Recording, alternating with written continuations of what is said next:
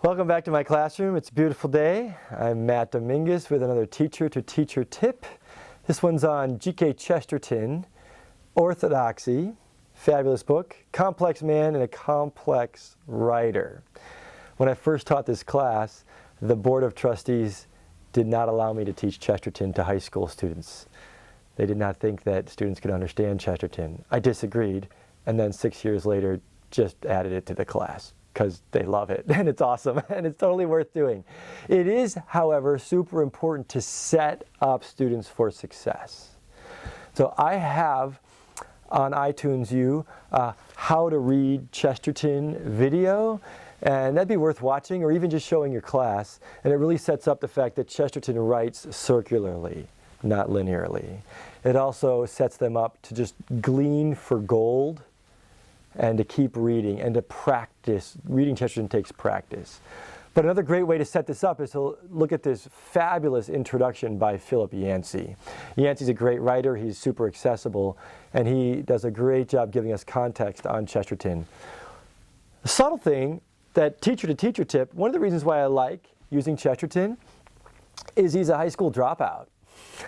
It says that in here, that they thought he had brain damage and that he was, couldn't learn and couldn't read. And here he is, one of the most profound Christian apologetic authors that we have.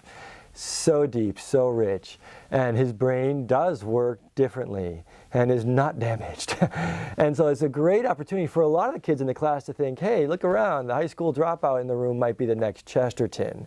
We laugh about that, but there's also something freeing for kids to understand, hey, I don't have to be the smartest kid right now in high school to access philosophy and to have philosophy be a useful, powerful tool in my life.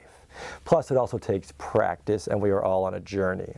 The other thing that Yancey offers us is a couple of great nuggets of gold that we are going to visit later with Chesterton. One essential topic is the concept of the problem of pleasure. And I love it because we often get the problem of pain. And so make sure, teacher tip here is make sure you lean into that with the students and help them wrap their brains around, wait a second, we often, problem of pain is such a big deal. Well, problem of pain is actually meaningless if we have no free will and if we are just a mass of electrons and chemical cause and effect reactions.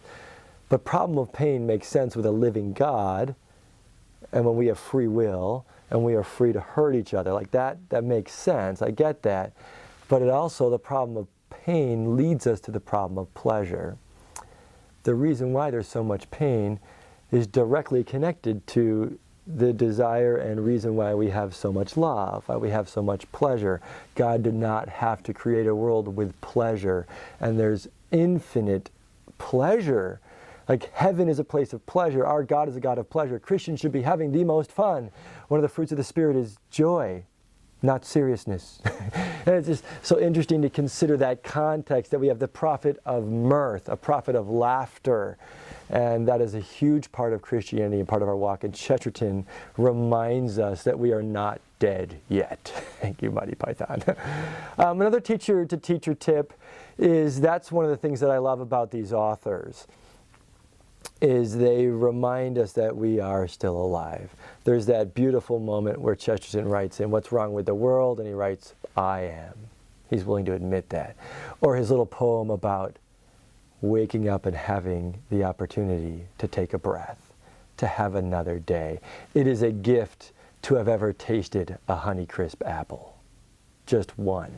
Yet we want so much more. And so these guys remind us of these essential, powerful, beautiful truths, and we are invited into that. And I like Yancey because he gets kids excited about reading Chesterton and shows us an accessible way to do that. Find some nuggets of truth, find one quote, and that's enough to change your life. Thank you, Chesterton. Further up and further in.